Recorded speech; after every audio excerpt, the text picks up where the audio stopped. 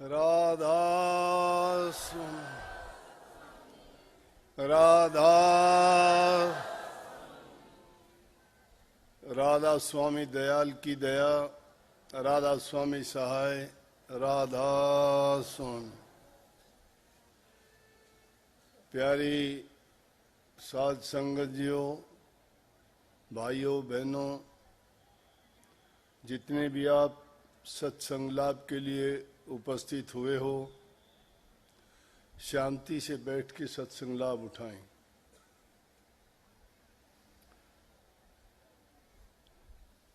आश्रम ज्यादा बनने के कारण एक दो साल लग जाता है। सभी सत्संग केंद्रों पे सत्संग एक साल में नहीं हो पाते, लेकिन फिर भी मेरी कोशिश ये होती है, एक साल में 2 साल के गैप से हम सत्संग करने का प्रयास करते हैं। तो यहाँ भी 2 साल का गैप जरूर हो गया था, परंतु सत्संग तो आपको हर सप्ताह मिलते हैं। हर 20-25 किलोमीटर पे आश्रम बने हुए हैं, तो सत्संग का लाभ तो आप वहां भी उठा सकते हो, परंतु फिर भी हमारे दिल में अपना और पराई की भावना है। हम कहते हैं कि हमारे आश्रम में सत्संग हुए इतने दिन हो गए, या संदेशा भेज देते हैं, डॉक्टर साहब ने 2 साल पहले संदेशा भेजा कि सरसम काट के तैयार कर दी हमने। मतलब संदेशा ये था सत्संग कर दो।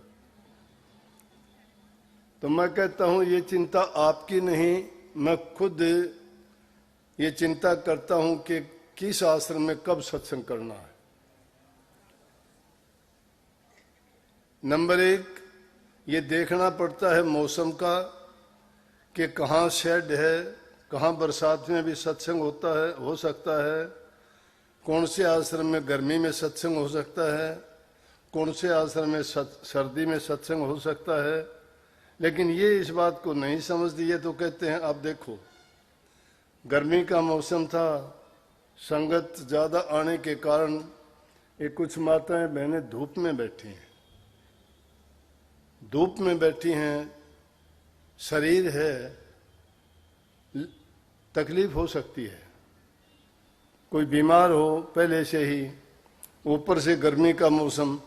लेकिन बिरह और प्यार में ये दो परवाह तो नहीं करते, मान लेंगे कि आपका ये प्रेम है, विश्वास है, आपकी श्रद्धा है कि सत्संग का लाभ उठाने के लिए आप इस चीज में नहीं विचार करते कि मुझे तकलीफ होगी सफर करने में, बैठने में, या किसी और चीज की परेशानी होगी। इन बातों को दरकिनार करके आप सत्संग लाभ उठाने के लिए आते हो। और प्रयास ये होता है कि जिन आश्रमों में सत्संग करते हैं, तो जो आदमी दूसरी जगह सत्संग लाभ उठाने के लिए नहीं पहुंच सकते, तो उनका मन भी ये करता है कि हम भी आमने सामने बैठ के दर्शन करें, सत्संग सुने। एक बहुत बुजुर्ग आदमी 90 साल का था, आके कहने लगा दर्शन मेरे को पास से करवा दो, मैं तो इस बात के लिए आया हूं। तो इस बात में तो कोई संदेह नहीं, सत्संग तो आपको सोशल मीडिया पे मिल जाएगा, व्हाट्सएप पे आता है, फेसबुक पे आता है, फिर चैनल पे भी, टीवी के चैनलों पे प्रसारित होते हैं। परंतु जो बात आमने सामने बैठ के और हमारे संतों की शिक्षा और संतों का जो वास्तविक भेद है भक्ति करने का, वो तो कहते ही ये हैं कि गुरु का ध्यान कर प्यारे, बिना इसके नहीं छूटना। तस्वीर की पूजा नहीं करते, मूर्ति की पूजा नहीं करते। जो वाइब्रेशन, जो हमें एनर्जी जिंदा गुरु से मिलती है, वो तस्वीर नहीं दे सकती। तस्वीर याद तो दिला देगी, लेकिन किसी भी चीज के सामने जब जाते हैं, देखते हैं, और उनसे जो एनर्जी, जो हमें शक्ति मिलती है, वो एक अलग ही प्रकार की अनुभूति होती है। जो आनंद आमने सामने बैठ के हमें प्राप्त होता है, वो ना मूर्ति कर सकती है, ना यादगार कर सकती है, ना फेसबुक कर सकती है, ना व्हाट्सएप कर सकता है। इसलिए कोशिश तो हमारी ये होती है कि हम सब के पास पहुंचने का प्रयास करें, लेकिन दूर दूर के आश्रम होते हैं, शरीर है, भागम भाग, कब तक भागेगा इंसान। वाणी भी कबीर साहब की थी नहीं है कि भज हंसा हरि नाम जगत में जीवन थोड़ा रे। आखिर जीवन लंबा कहाँ है ये। परंतु जो हमें ये अवसर मिला है, इंसान का जो शरीर मिला है, ये बड़ा दुर्लभ है। गुरु ग्रंथ साहब में वाणी आती है, दुर्लभ दे पाई बड़ भागी, नाम न जपी ते आत्म घाती।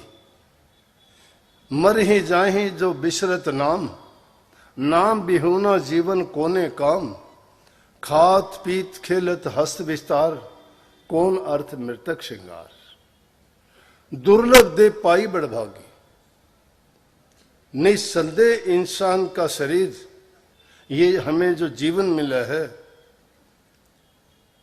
इसके समान कोई जीव नहीं है। इस सृष्टि में रचनाकार ने 4 खान में 84 लाख प्रकार की योनियां बनाई, जिनमें देवी देवता, किन्नर, गंधर्व, भूत, पिशाच, बांदर, भालू, वो भी आगे, वो भी इंसान योनि में गिनते हैं, जो 4 लाख प्रकार के आते हैं। परंतु इंसान के तुल्य कोई भी जीव नहीं है। जिस भी योनि में जाते हैं, उन योनियों में उनको कोई भी ये भेद नहीं बता सकता कि जन्म मरण का रोग क्यों लगा है, हमने कितने जन्म ले लिए, आगे हमारा क्या होगा, इस जीव की हालत क्या है। परंतु इंसान के रूप में जब हम जन्म लेते हैं, इसी रूप में संत भी प्रकट होके, क्योंकि उस सत्य पुरुष के हुक्म से जब रूहों ने उनसे शिकायत की कि हम इस काल और माया के देश में धकेल दिया, हमें, हम आपके चरणों में रहते थे, हमें शांति थी, कोई चिंता नहीं थी, हमें जन्म मरण का दुख नहीं था, हमें कोई कर्म मंदा चंगा नहीं करते थे, हमें कोई किसी प्रकार की सजा यातना नहीं मिलती थी, न हमें किसी सुख की तलाश में इधर उधर भटकते थे। लेकिन इस काल और माया के देश के जंजाल में फंस के हम सब प्रकार से, हर प्रकार से, चाहे संसार के कितने भी पदार्थ इसको मिले, लेकिन ये दुखी है। दुखी क्यों है कि जो जंजाल इस माया ने और काल ने फैलाया है, उससे नहीं निकल सकते। इसलिए कहा कि दुर्लभ दे पाई बढ़भागी, लेकिन इसमें बात लगा दी कि नाम न जपी ते आत्मघाती। वो जीव आत्मघाती हैं जो नाम को नहीं जपते। नाम संतों से मिला करता है, नाम के बिना मुक्ति नहीं है। नाम है क्या? मुक्ति की युक्ति है, और वो नाम इस जन्म मरण के बंधन से छुटकारा करने का तरीका है। और वो तरीका, वो संदेश इस संत ही लेके आते हैं। इसीलिए स्वामी जी महाराज ने बड़े सुंदर शब्दों में कहा कि संत सभी वा घर से आवे, नाम भेद दे जीव चितावे, जो चेते तिस ले पहुंचावे, नाम भेद जो ले माने कहना, उसको फिर सुख दुख नहीं सहना। नाम का भेद लेके सतगुरु का जब कहना मान के उसे के उपदेश के अनुसार कार्य करता है, उसको संसार में फिर सुख दुख नहीं सहना पड़ता। लेकिन जो जीव इंसान का शरीर मिल गया और उसके बाद भी वो खोटे मंदे कर्म करता है, पाप कर्म करता है, दूसरे जीवों को पीड़ा देता है, दुख देता है, मन से देता है, वचन से देता है, कर्म से देता है। 3 प्रकार से ये काम करता है। जबान से किसी को मंदा चंगा बोलते हो, किसी के लिए शरीर से अपने कर्मेंद्रियों के द्वारा किसी का अहित कर देते हो, और किसी को मन में किसी के प्रति दुर्भावना रखते हो, बुरे विचार रखते हो, उनके बारे में बुराइयां सोचते हो। ये 3 प्रकार से उनका अहित करते हो। इसलिए वो कर्म हमें भोगने पड़ते हैं, कर्म का कर्म फल बनता है, और इसी दुनिया में बार बार आने का कारण वही बनता है। इसलिए इस जीव को ये चाहिए कि गुरु की जब शरण में चले गए, गुरु का उपदेश हमें इस जीवन को संवारने के लिए, जीवन संवरेगा किससे? उसी मंत्र से संवरेगा। गुरु कहता क्या है? गुरु को कोई स्वार्थ नहीं है, गुरु को कोई लालच नहीं है। दुनियादारी के लोग तो पता नहीं क्या क्या बातें बनाते हैं, क्या क्या सोचते हैं, क्या क्या बोल जाते हैं। जिनको जितना ज्ञान होगा, समझ होगा, उतनी बात कह जाते हैं वो। लेकिन एक अज्ञानी आदमी कहता है, अगर वो समझदार आदमी उनके ऊपर प्रतिक्रिया करता है तो बेवकूफ उससे भी ज्यादा है। जिसने इस राज को समझ लिया, जान लिया, फिर वो किससे शिकायत करता है? क्यों शिकायत करता है? तुम अपना काम करने के लिए आए हो तो अपना काम करो, वो काम उन पर छोड़िए जो जैसा सोचते हैं, करते हैं, उनके मन की भावनाएं हैं वो।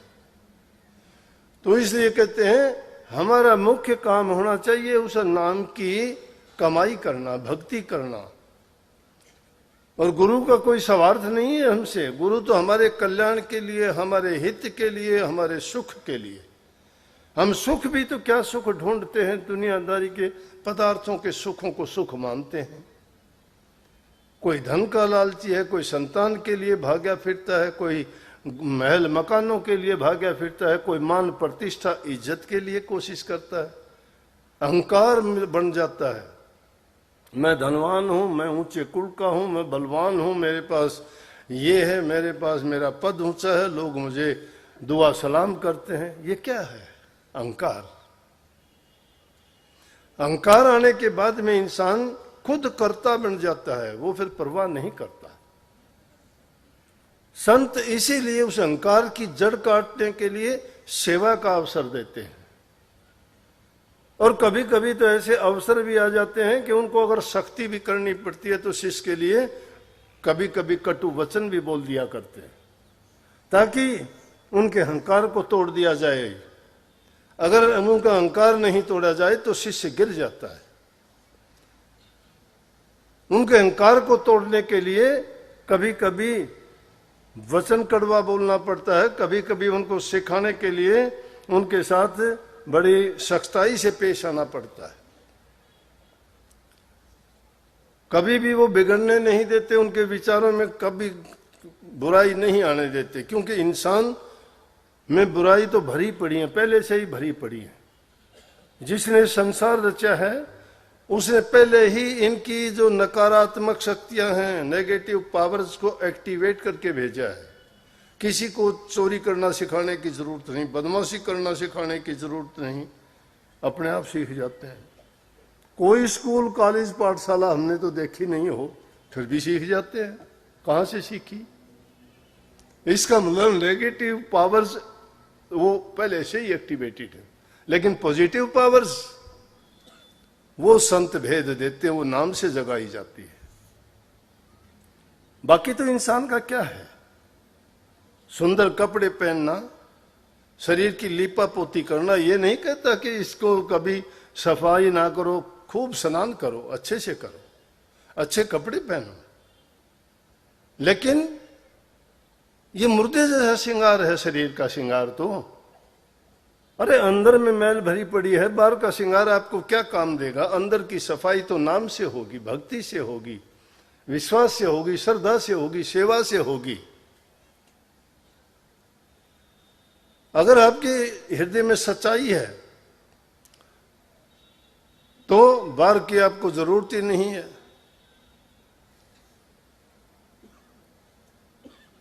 दो कबीर साहब की वाणी में एक जगह आता भी है, एक मनमुख एक गुरु सेवक से पूछता है कि दुनियादारी में देखते हैं औरों के ये हाल नहीं है, आपका बड़ा चेहरे पे खुशियां झलकती हैं, आप बड़े निर्भय नजर आते हो, निश्चिंत हो, कोई परवाह नहीं, आपको क्या बात है, आप सुखी हो। संत महात्माओं को देखते हैं कुछ नहीं, फटे हाल है, ना उनकी जायदाद है, ना कोई घर है, ना कोई उनको परिवार है, लेकिन मस्त है। क्यों है? किस चीज से मस्ती है? कहां से मस्ती? नाम में, संतोष में, हृदय में उनके प्रेम है, प्रभु भक्ति का ये गुण है। बल्कि उस वाणी में तो है, दूसरे रूप में कहा कि और सखी सब दुबड़ी तू भी रिहन क्यों लाल। वो कहता है अविनाशी की शेष पे मोजा भई है नियाल।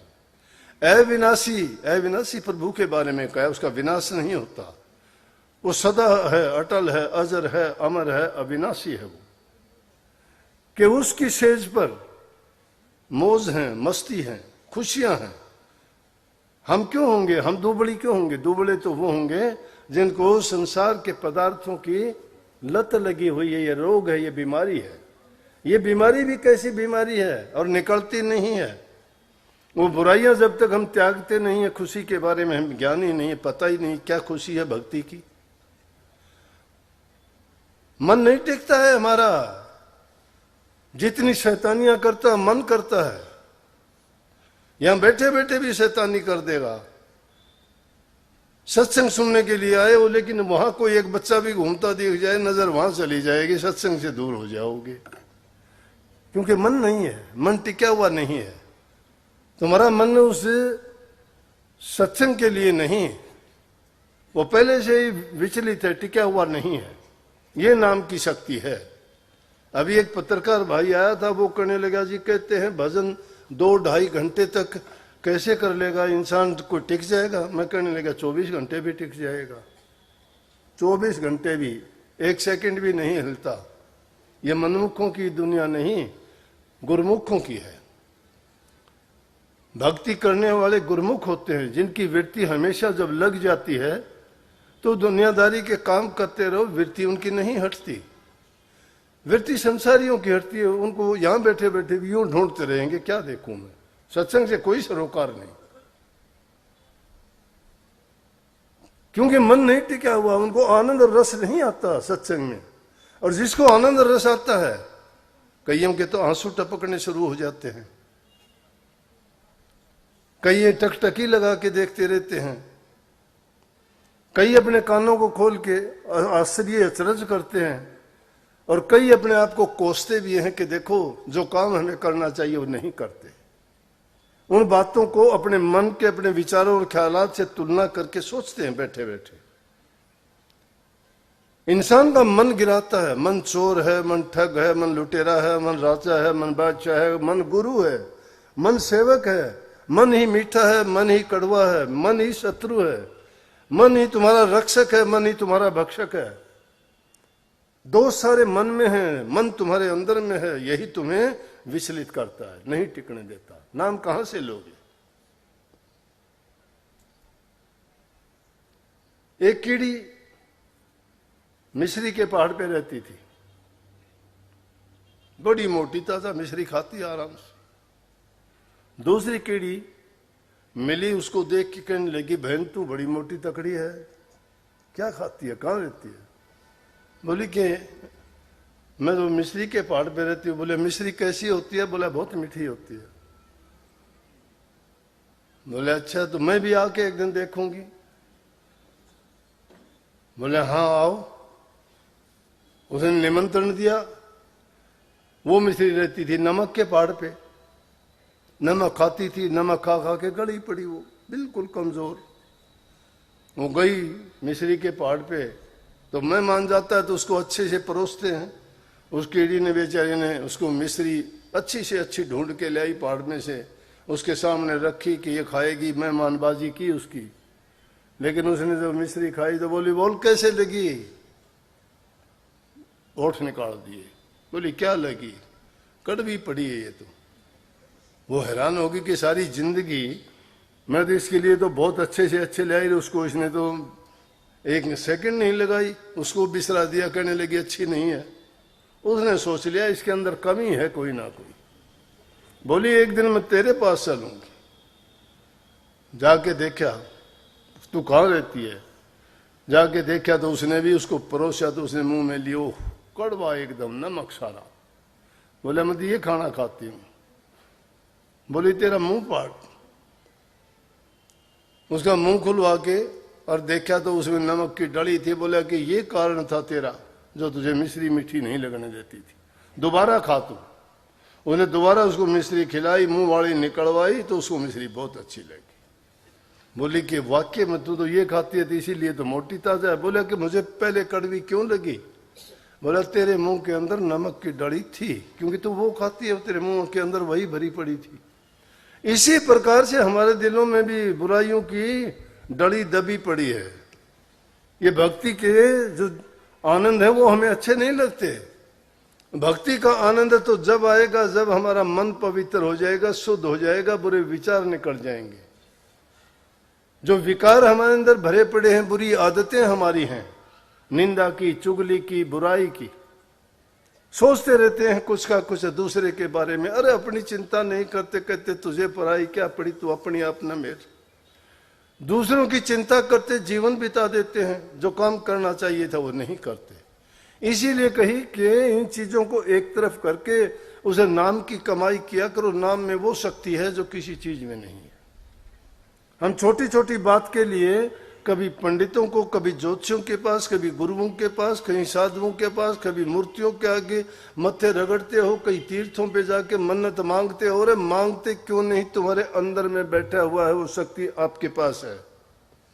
तुम्हें बहकाने वाले लोग बहका देते हैं, लेकिन जो सच्ची बताता है उस बात के पास भी नहीं जाते। तुम अपने अंदर में प्रवेश करके अपने मन को साफ और पवित्र करके क्यों नहीं मांगते? तुम्हारे अंदर में है, उसको खोजने है। तेरा तुझ माई देख ले पर्दे है प्रगट बोल रहे। पर्दे के अंदर है, वो छिपा हुआ है, लेकिन उसको खोजने का प्रयास नहीं करते। जिस प्रकार से कस्तूरी मृग के नाभि में कस्तूरी होती है और जब वो पकती है, फैलती है तो खुशबू आती है। मृग सोचता है कि खुशबू कहीं बाहर से आती है, उस खुशबू के लिए भागता फिरता है, झाड़ियों में सिर मारता है, ना भूख ना प्यास ढूंढता है, क्योंकि उसमें बड़ा आनंद आता है। उसकी खुशबू इतनी मिट्टी और अच्छी है, लेकिन वो खुशबू कहाँ है? उसके पास है, उसकी नाभि में ही पकी हुई है। वो ढूंढता है वो कहीं। अब कहाँ ढूंढे उसको? वस्तु कहीं ढूंढे, कहीं किस भी दावा हाथ। कहें कबीर तब पाई यार भेदी लीजिए साथ। जो वस्तु कहीं और कहीं है, ढूंढने का प्रयास कहीं और करते हो। कबीर साहब कहते हैं कि अगर उसको पाना चाहते हो तो भेदी को साथ लीजिए। इसीलिए गुरु भक्ति को दौड़ाओ, गुरु की आज्ञा में चलो, गुरु के वचन की पालना करो।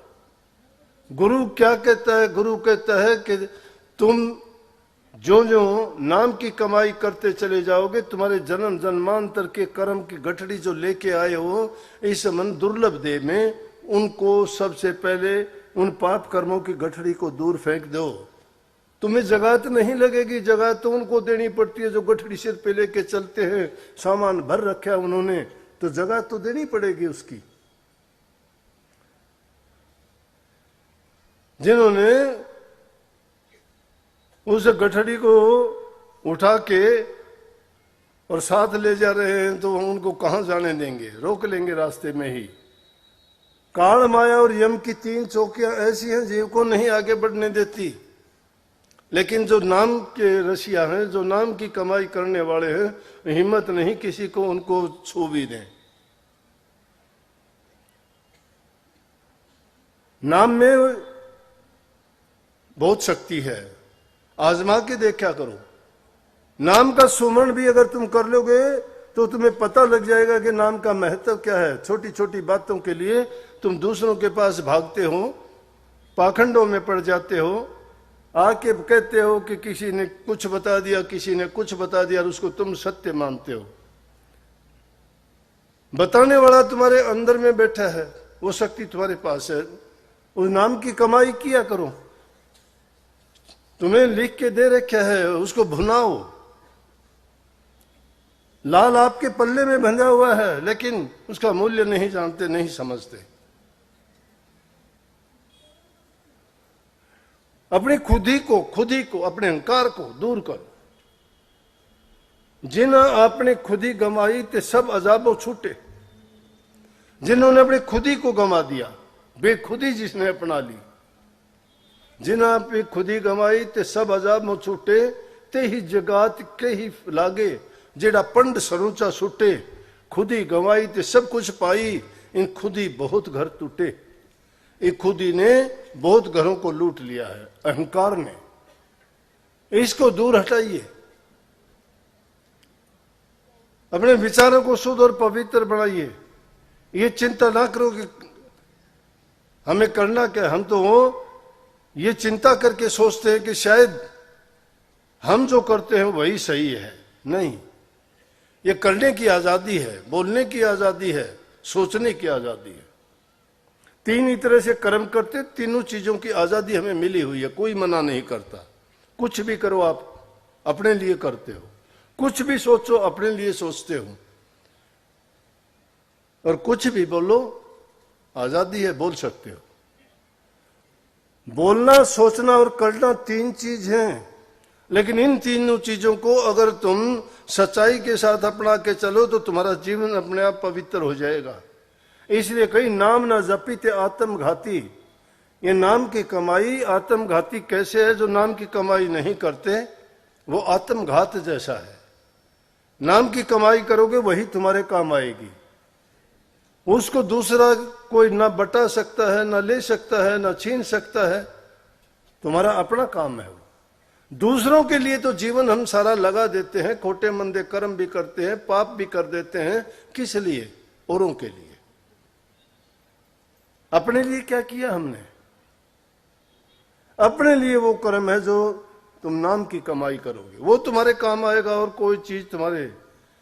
इसलिए कही कि खात पीत खेलत हस्त विस्तार। ये खाते पीते हो, सजते संवरते हो, ये दुनियादारी के काम है, सब करते हैं। और कैसा है ये? जैसे मृतक का श्रृंगार है। जैसे मुर्दे को भी सजा के लेके जाते, उसको भी नया कफन देते हैं। लेकिन सारी जिंदगी चोरी करते करते, भ्रष्टाचार करते करते, लूट खसूट करते करते कितना क्या कुछ कर लिया, परंतु कोई हाथ आया क्या? पूरी जिंदगी खोटे मंदे कर्म किए, बुढ़ापे में जाके शिकायत की। अरे बुढ़ापे में जाके तो भेड़िया और चीता भी शिकार करना भूल जाते हैं, वो भी नहीं करते। उस टाइम में जाके कहते हो कि अब मैं क्या करूं, भक्ति करूंगा, हे परमात्मा उठा मुझे। फिर परमात्मा की याद क्यों आ जाती है? अगर वो पहले चेतते तो ये दिन नहीं देखना पड़ता, ये कष्ट और दुख नहीं उठाने पड़ते। लेकिन अफसोस कि इंसान नहीं सोचता। ये तो सोचता है कि जो कुछ है यही है, लेकिन ये एक रैन का सपना है, ये सिर्फ एक बार का दिखावा है, और ये सपना टूट जाता है जल्दी। जैसे रात को सोते हुए सपना आता है, सुबह को सपना गायब। सपने में बादशाह थे, सपने में कहीं दूसरे देशों की सैर कर रहे थे, सपने में पता नहीं क्या क्या आनंद मौज मस्ती कर रहे थे। सुबह उठे तो वहीं अपनी चारपाई पे पड़े थे, कुछ नहीं था। ये हमारा जीवन भी एक सपने की भांति है। इसीलिए वो अल्प आयु है इंसान की। जिनकी लंबी लंबी आयु थी उन्होंने भी कुछ नहीं किया। रावण जैसे कितनी उम्र जिए, क्या मिला? क्या मिला? अच्छे काम करके भी खोटे कर्म करके अपनी, जब तक सृष्टि रहेगी तब तक उसका ढोल बजता रहेगा बुराई का, उसके पाप का। और जो भूखे थे, गरीब थे, जिसका कुछ नहीं था, जिन्होंने भक्ति के नाम की कमाई की, उनका नाम सदा के लिए अमर हो गया। जिनको अपनी जिंदगी में दो रोटी नसीब नहीं थी, परंतु इसे भक्ति के लिए इंसान को बहुत कुछ दांव पर लगाना पड़ता है। अगर सच्ची भक्ति करनी है तो विरह और प्रेम है, सच्ची प्रीत गुरु से होनी चाहिए, प्रतीत होना चाहिए, विश्वास होना चाहिए, दृढ़। ये परवाह ना करो कोई क्या कहता है। हमारी तो कोई औकात भी नहीं है। मीरा जी तो एक राजघराने की थी, राजपूत जाति में थी, घुंघरू बांध के नाची थी, परवाह नहीं की। घर वाले ने कहा तो गलियों में शुरू कर दिया। बुल्ले शाह बहुत ऊंचे घर का था। गुरु को रिझाने के लिए वैश्या का रूप धारण कर लिया, नाचने वाली का। गुरु को खुश करने के लिए जाके नाच दिखाया, गुरु खुश हो गया। गुरु से नाराजगी हो गई थी, गुरु की नाराजगी हो गई थी, और गुरु की नाराजगी बर्दाश्त नहीं हुई। वो सच्ची प्रीत थी, वो विरह थी। तो जब सच्ची प्रीति किसी से लग जाती है तो उसकी जुदाई बर्दाश्त नहीं होती। ये रूह तो बेचारी कभी की कितने दिन की जुदा है। कोई बिरला है, कोई बिरला है इस बात के लिए रोता है मुझे दर्शन किए बहुत साल हो गए। जिनको दर्शन नसीब नहीं होते वो सोचते हैं, जिनको रोजाना दर्शन मिलते हैं वो उनको लिए कोई परवाह ही नहीं है। सच्ची लगन जिसकी लगती है वो दर्शन का महत्व जानता है, सत्संग का महत्व जानता है। अरे दर्शन करने से अगर तुम्हारे मन के अंदर खिंचाव नहीं होता है, तुम्हें वचन अच्छे नहीं लगते हैं, तुम्हें उनकी बातों से मजा नहीं आता है, तो समझो कि कच्चे हो भक्ति में। अभी स्वामी जी महाराज ने लिखी है, वचन प्यारे गुरु के ऐसे जैसे माता सुतोतरी बात, कि गुरु के वचन तो ऐसे प्यारे लगते हैं शिष्य को जैसे माँ को बच्चे की तोतड़ी बात करता है ना। रोटी को ओटी कहता है तो अच्छा लगता है, पानी को मानी कहता है तो अच्छा लगता है। कितनी तोतला बोलता है लेकिन उसकी माँ को कितना अच्छा लगता है। इसी प्रकार से गुरु के वचन हृदय में जब उतर जाते हैं, किसके हृदय में उतरते हैं? जिनका प्यार लगा हुआ है। और जिसका प्यार नहीं होता उसको तो उस छाया से भी डर लगता है, दूर भागता है। वक्त होता है, लेकिन गुरु की कृपा जिसको मिल जाती है, गुरु की मेहर जिस पर हो जाती है, तो आपने कहने में तो आम बात में एक बात और भी कह देते हैं कि जिस पर खुदा मेहरबान उसका गधा भी पहलवान। तो खुदा के जिस पर गुरु मेहरबान हो जाए तो उसका शिष्य पहलवान नहीं हो जाए क्या? जिसने गुरु से दीक्षा ली है, गुरु सबके लिए है। अभी एक पत्रकार भाई साहब आए थे, कहने लगे निवला जी इतने लोग होते हैं, एक गुरु उनका कल्याण कैसे कर देता है? मैं कर देता है भाई, ये सूर्य कितने हैं? एक होगा। बोला हम इतनी दुनिया में प्रकाश सबको कर देता है ये। अरे गुरु एक देशी भी है, सर्वदेशी भी है, वो सबके दिलों में बसता है, और सब अपने अपने को कहते हैं ना मेरा है ना मेरा है, लेकिन है सबका। कबीर साहब ने कही, कबीर गुरु सबको चाहे, गुरु को चाहे न कोई। गुरु सबको चाहता है, गुरु को अपना सब बनाते हैं। इसलिए ये तुच्छ जीवन है, बहुत समय बहुत कम है, देखते ही देखते गुजर जाएगा। बचपन गया, जवानी गई, मुड़ के नहीं आए। बुढ़ापा आएगा, वो भी चला जाएगा लेकिन लेके जाएगा, वो नहीं छोड़ के जाएगा। इसलिए वो दिन आने से पहले क्यों ना हम अपना काम कर लें, उस निज घर में जाने की टिकट क्यों ना कटवा लें। जो नाम का जहाज लगा है वो उसमें बैठने के लिए गुरु से नाम की टिकट लेके, और टाइम से पहले ही लाइन में जो लग जाता है वो जीव अपने धुरधाम में पहुंच जाता है, उसको इंतजार नहीं करना पड़ता। बहुत खुशी की बात है अपनी संगत को देखते हुए। इतना अनुशासन, दूसरे लोग भी आपकी प्रशंसा करते हैं।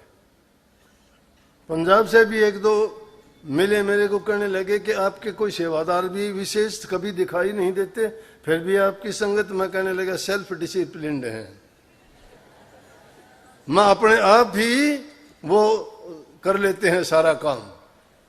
किसी को न बल्ले पे रहने की जरूरत, प्रसाद भी अपने आप बना लेते हैं, प्रसाद अपने आप ही जिमा देते हैं और अपने आप भी जिम लेते हैं। और क्या होगा? हुक्का बीड़ी पान तंबाकू कोई बुराई नहीं है। और अब गुरु से नाम की दीक्षा ले ली, ये बुराइयां तो छोड़ दी, ये मोटे बंधन तो जगत के काट दिए, लेकिन झिन्ने बंधन भी टाइम आएगा तो वो भी काट लेंगे। इतना करते करते नाम की कमाई जब बार की, बुराइयां जिसने छोड़ दी हैं, तो नाम की कमाई करना कोई कठिन और मुश्किल नहीं, बहुत आसान है। राम का नाम लेना कोई बड़ी बात थोड़ी है। ये बड़ी बात उन्होंने बढ़ा दी जिन्होंने इसको बहुत बड़ा चढ़ा के पेश किया। राम किसी से दूर नहीं है, वो मालिक सबके पास है, लेकिन हमने दूर सोच सोच के दूर बना दिया। इन बुराइयों को छोड़ के अपने अंदर में जब झांक के देखोगे, तुम्हारे अपने आप में ही तुम्हारा बैठा हुआ है, हमारे अंदर में ही बैठा हुआ है। और जब आंख बंद करके उसको देखोगे और उसको पाओगे, नाम की कमाई, नाम का सुमन करते करते सारी चीजें, ध्यान भी उसी में है, शब्द भी उसी में है, धुन भी उसी में है, सब कुछ उसमें मिल जाएगा।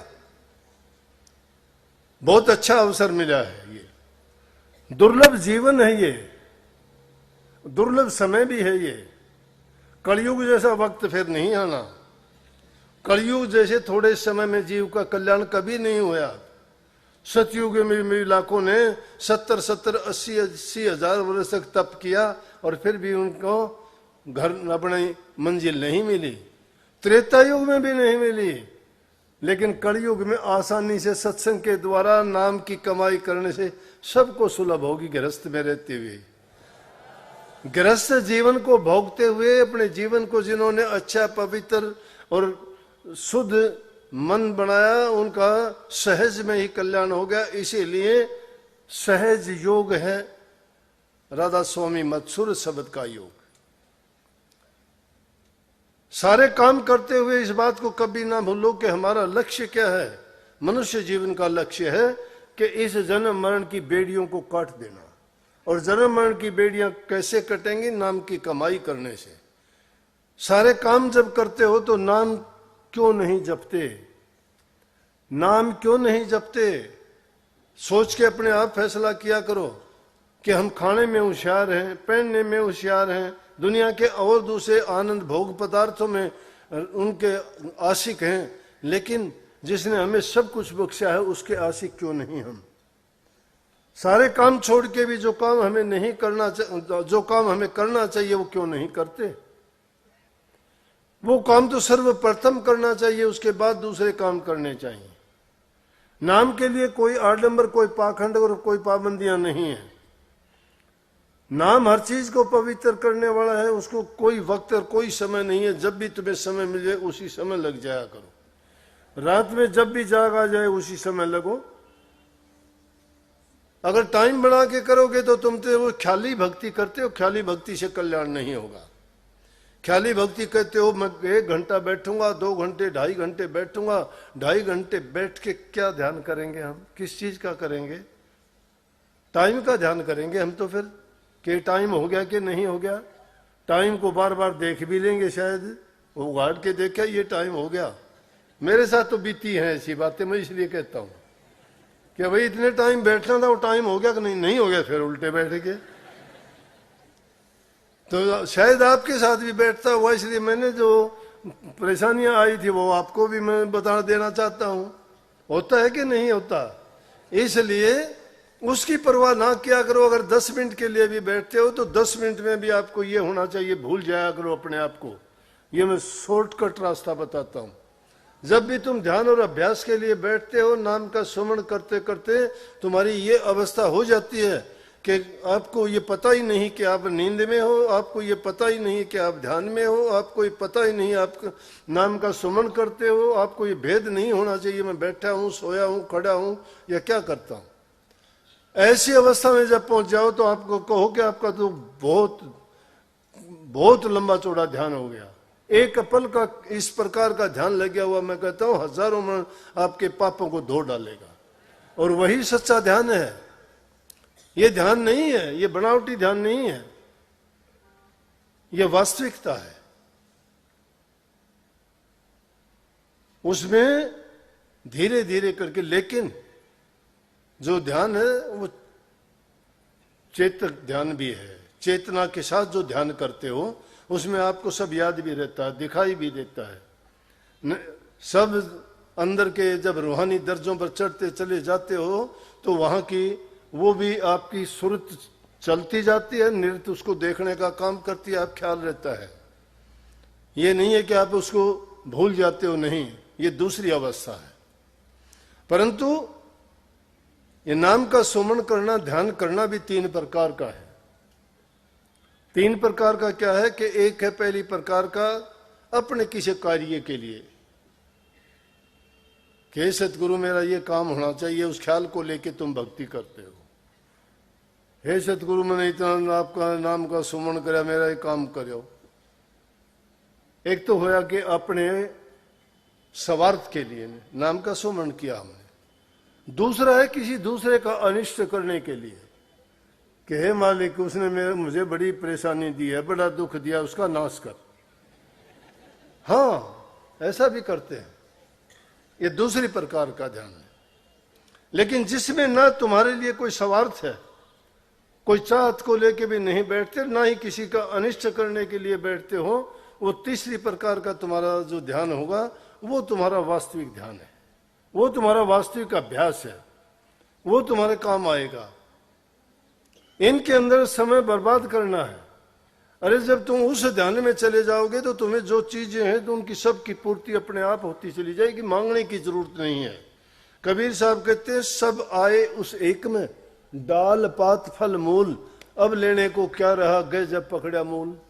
जब मूल को ही हमने पकड़ लिया तो डाल पत्तियों को और उनका क्या करना। इंसान का जीवन तो क्या है, आज है कल को नहीं रहेंगे, भरोसा नहीं किसी को। समय रहते हुए चेत लेना चाहिए। पेड़ से भी टूटा हुआ पत्ता बोलता है, पात झरनता यूं कहे सुनो, तरवर बन रहा है अब के बिछड़े ना फिरने, दूर पड़ेंगे जाए। पत्ता भी पेड़ से कहता है कि हे तरवर अब आपसे बिछड़ चले हैं, दूर कहीं जाके गिरेंगे, कहां मिलेंगे, मिलने का कोई अवसर ही नहीं होगा, दोबारा नहीं मिलते। लेकिन पेड़ क्या कहता है, वृक्ष बोला सुनो, वृक्ष कहे सुनो पात राय सुनो हमारे मीत, एक आया एक चाल सिर यही जगत की रीत। ये दुनिया की रीति है, यहां एक आता है एक जाता है, ये कीड़ी जैसा नाल लगा हुआ है। परंतु एक आदमी अपना काम करके जाता है, हंसता हुआ जाता है यहां से। एक आदमी यहां से खोटे मंदे कर्म करके जाता है, उन पापों को याद करता है और रोते हुए बिलखते हुए जाता है, तड़फता हुआ जाता है। जो अपना काम करके जाता है वो मस्त और मगन होके जाता है, बता के जाता है कि मेरा काम हो गया, मैं जाने वाला हूं, मैं चलने वाला हूं। ये दुनियादारी के फंदे इंसान को घेरे रखते हैं, बंधन है ये। इन बंधनों में बंधो मत, काम सारे करो। तन है तुम्हारा दो, परिवार को दो, दुनियादारों को दो, तन तुम्हारा नहीं है। धन तुम्हारा दे दो, कोई जरूरत नहीं, क्या है वो, कुछ भी नहीं है। परिवार को दो, किसी को दो, दान करो, पुण्य करो, लेकिन आशा ना रखो कि उसके बदले में तुम्हें कुछ मिले, नहीं। लेकिन मन किसी को ना दे देना। मन अगर किसी को दोगे पछताना पड़ेगा। मन सतगुरु को ही देना,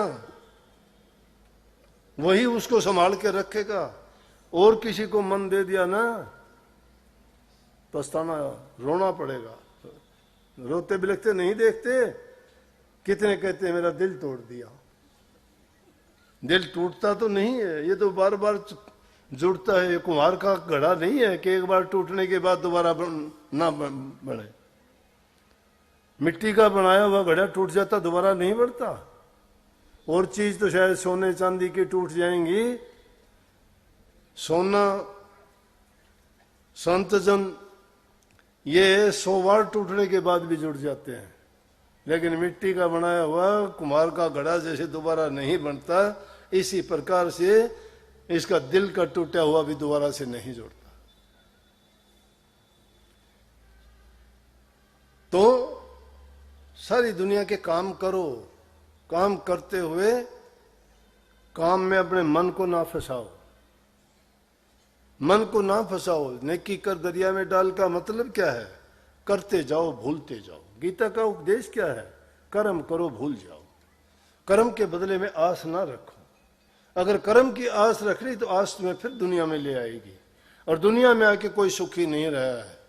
सब के सब दुखिया हैं। यहां अपने मन से झूठे कहते हैं कि हम सुखी हैं, कोई सुखी नहीं है।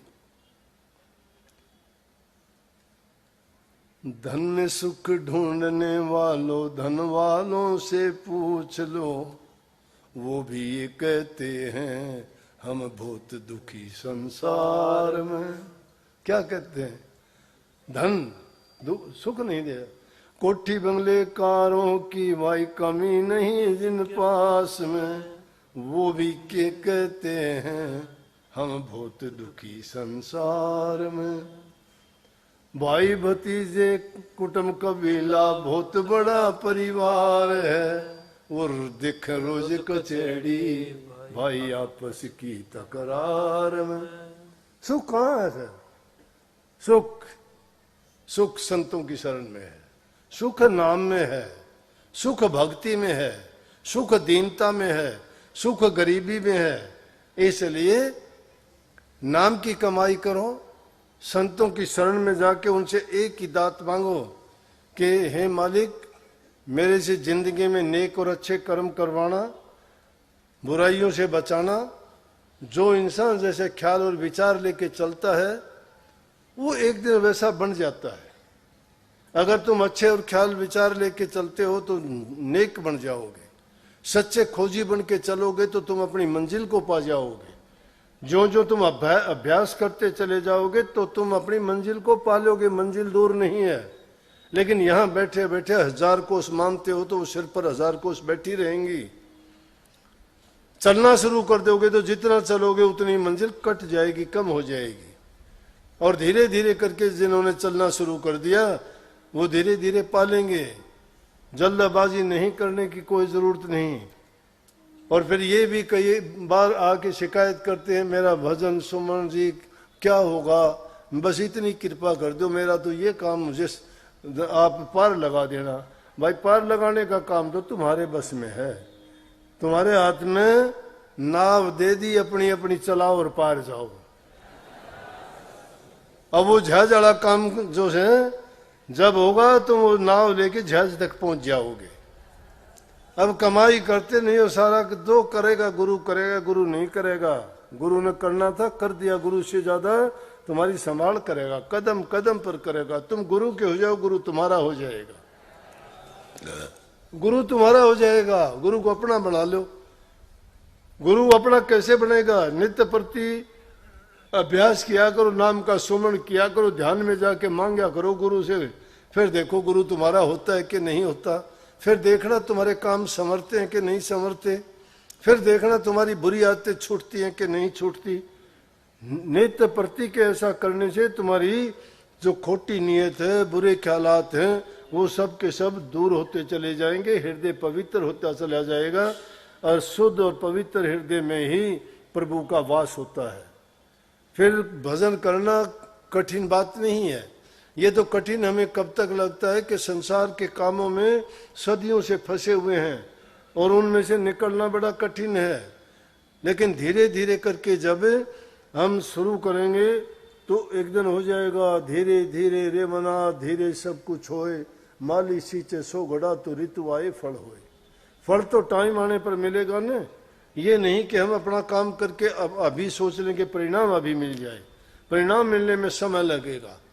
ये जीवन है, ये सोचो कि इसका भरोसा नहीं, अगले ही पल का भरोसा नहीं है। हम तो आगे तक की सोचते हैं।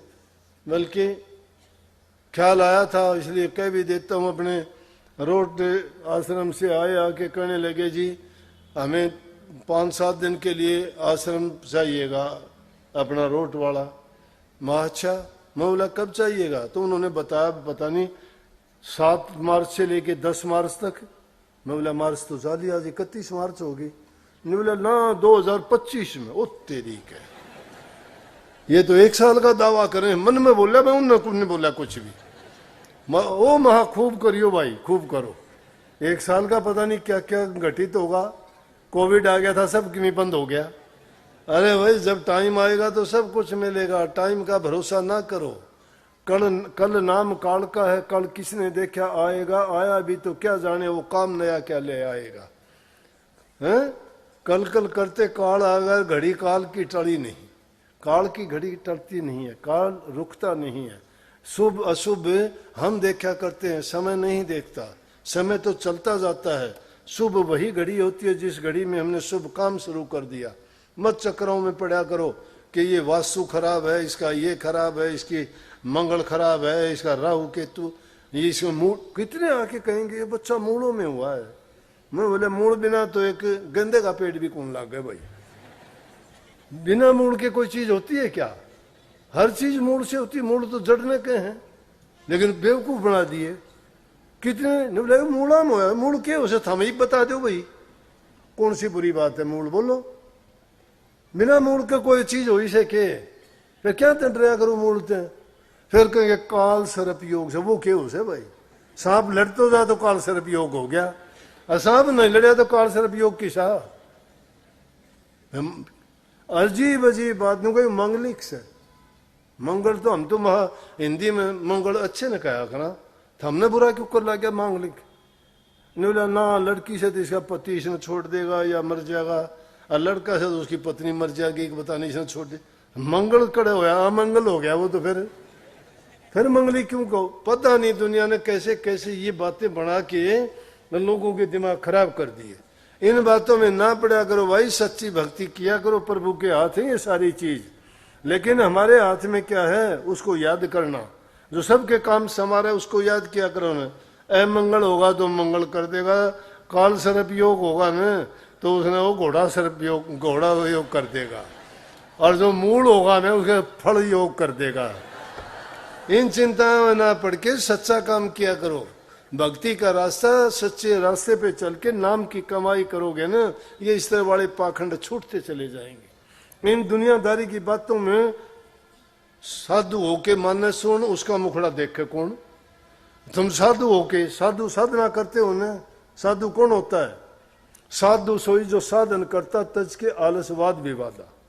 साधन करते हो तुम नाम का, आलस और वाद विवाद को छोड़ के करते हो ना, कि अभी सारी बुराई छोड़ के जब भक्ति करते होगे तो साधु हो आप।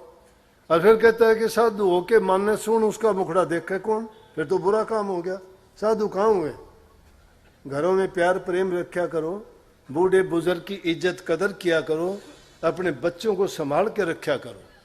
ये जरूरी चीज है। भक्ति के मार्ग में चलना कठिन नहीं, कठिन तो ये है कि बच्चों को हम सही उनकी परवरिश नहीं करते, उनको अच्छे संस्कार नहीं देते। बच्चे नशे विकारी हो गए हैं, उनकी संगति बुरी हो गई है। नीच कर्मों में पड़ने के कारण तुम अपने बच्चों को अनुशासनहीन देखते हो।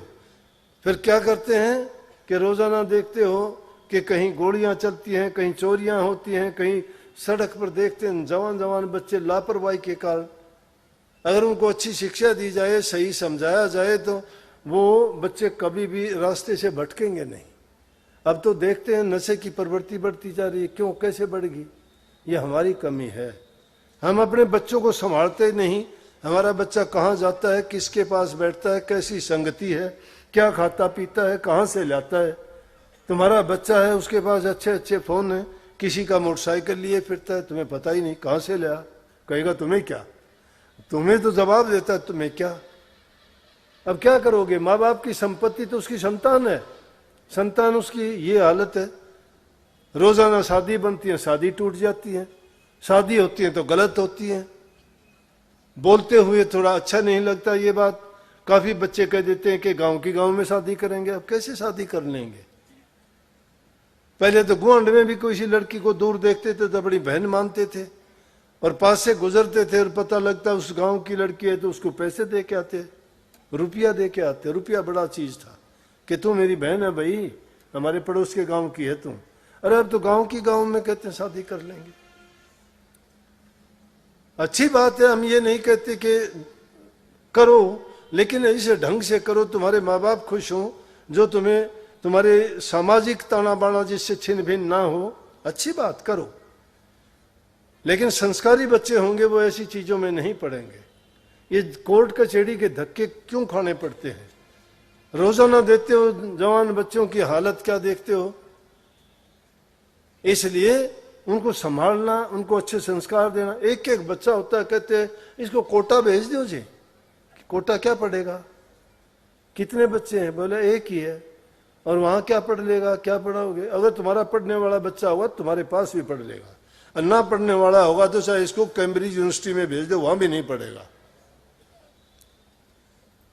अगर अच्छा है और तुम्हारे कहने में है तो यहीं बैठा हुआ, यहां अपने ही ऐसे ऐसे घरों के किसानों के बच्चे बड़े बड़े ऊंचे पदों पर पहुंचे, वो कोटा पढ़ के आए थे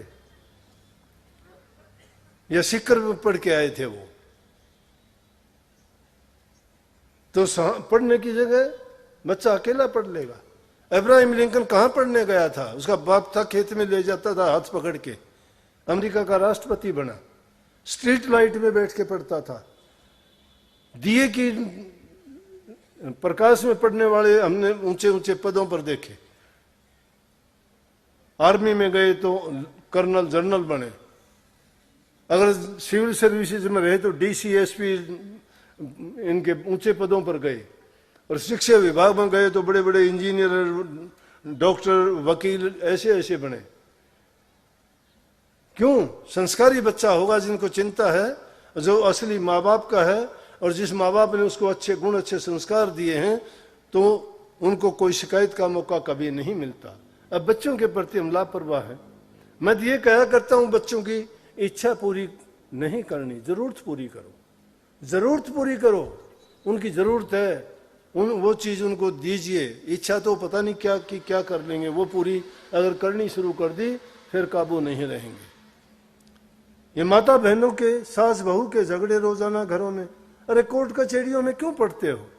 अगर तुम्हारी नहीं बनती आपस में झगड़ा करने की, कि एक दूसरे को क्या पाठ पढ़ाओगे, क्या पढ़ाओगे, क्या लोगे? कोई अच्छी चीज है?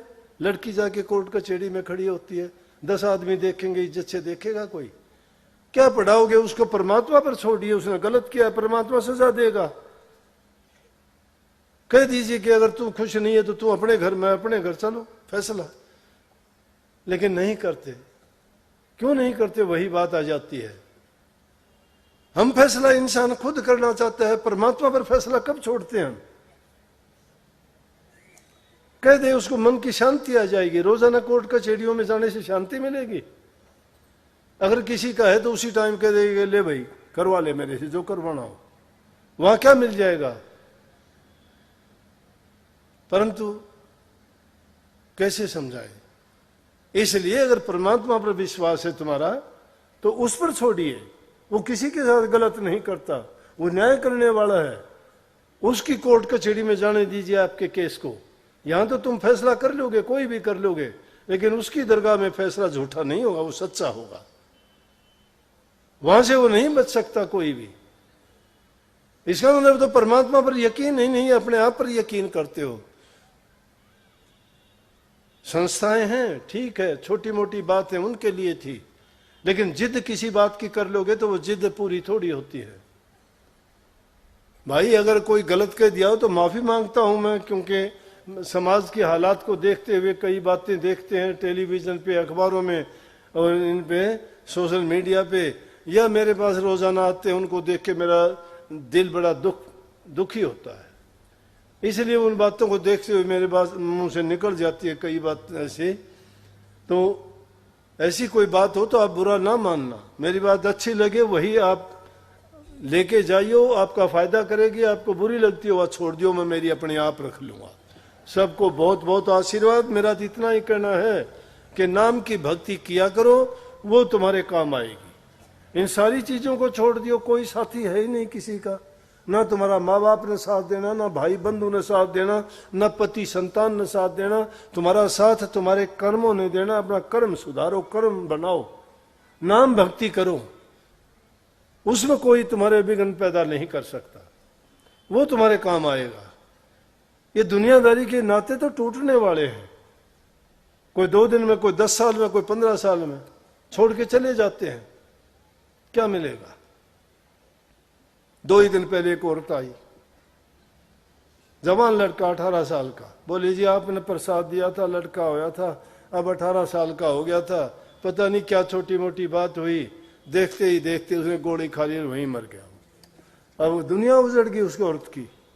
माँ बाप की संपत्ति उसकी औलाद होती है और कोई नहीं है, ना उसकी शादी हुई, जवान बच्चा है, जब पैदा हुआ कितनी खुशी हुई होगी, कितनी मिठाइयां बटी होंगी, रिश्तेदारों तक बुलाए गए होंगे, इतना बड़ा करने में कितनी उसको बेचारी को लालन पालन करना पड़ा होगा, और उसी को अपनी आंखों के सामने इस दुनिया से जाते हुए उसकी चिता जलती देख सकता है क्या कोई? कितनी पीड़ा है, सोच के देखा करो। दूसरे की बात होती है, हमें वो बहुत आसान और छोटी लगती है, जिसके दिल पे गुजरती है वो उस दुख को समझता है। क्या रह गया उसकी दुनिया में, वो जीवो या ना जीवो, जीते जी उसको जीना पड़ेगा, क्योंकि उसकी बस की बात नहीं है, वो काम नहीं कर सकती जो लड़के ने कर दिया। किसी के साथ मरा नहीं जाता, लेकिन ऐसे काम क्यों करो कि तुम्हें मरना पड़े? जब तक जिंदगी मिली है उसको जियो, खुशी से जियो, नेक काम करके जियो, प्रभु को याद करके जियो, नेकी करके जाओ दुनिया में, किसी का हित करके जाओ, दिल ना दुखाओ किसी का दिल दुखाओगे दिल तुम्हारा भी दुखेगा। कर्म का फल है ये, जैसा करोगे वैसा पाओगे। मालिक आपको सबको सद्बुद्धि दे, अच्छे काम में आपका मन लगाए, भक्ति में आपकी रुचि बढ़ाए, दिन प्रतिदिन आप आगे से आगे अच्छे काम करो। सबको बहुत बहुत आशीर्वाद। राधा। और साथ की साथ सुन भी लो भाई, अगला सत्संग 7 तारीख का इतवार होगा ना, आगे 7 तारीख का कैथल में सत्संग होगा, वहां भी कई दिन हो गए हुए। गर्मी का मेरे को पता नहीं है कितनी होगी, लेकिन सत्संग जरूर कर दूंगा भाई, मेरे ये बस की बात है। राधा।